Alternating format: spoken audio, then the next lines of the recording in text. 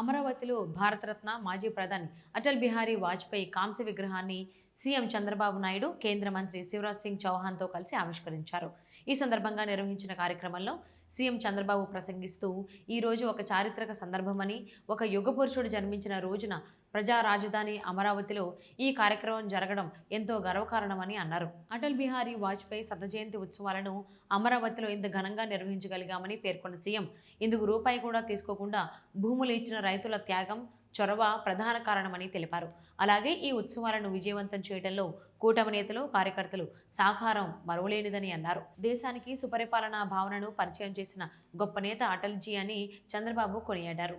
ఈ సందర్భంగా రాజకీయ ప్రస్థానాన్ని గుర్తు చేస్తూ యాంటీ కాంగ్రెస్ రాజకీయాలకు బీజం వేసిన వ్యక్తి నందమూరి తారక రామారావు అని చెప్పారు.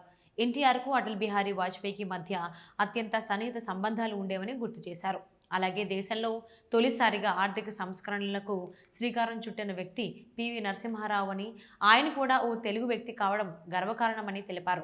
వాజ్పేయితో తనకు అత్యంత సన్నిహిత అనుబంధం ఉందని చెప్పిన చంద్రబాబు మలేషియాలో అభివృద్ధిని చూసి అటల్జీకి సూచించిన వెంటనే కేంద్ర ప్రభుత్వం తొలిసారిగా ఆంధ్రప్రదేశ్లో చెన్నై తాడా హైవే నిర్మాణానికి శ్రీకారం చుట్టిందని గుర్తు చేశారు.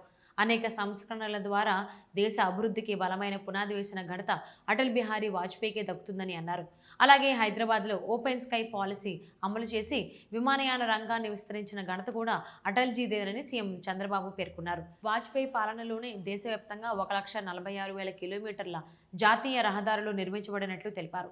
దేశ భద్రతా అంశాన్ని ప్రస్తావిస్తూ అప్పటి కార్గిల్ యుద్ధంలో దేశానికి గౌరవం తీసుకొచ్చిన నాయకత్వం అటల్జీదైతే నేటి పరిస్థితుల్లో అదే ధైర్యాన్ని ప్రధాని నరేంద్ర మోడీ ప్రదర్శిస్తున్నారని చంద్రబాబు ప్రశంసించారు.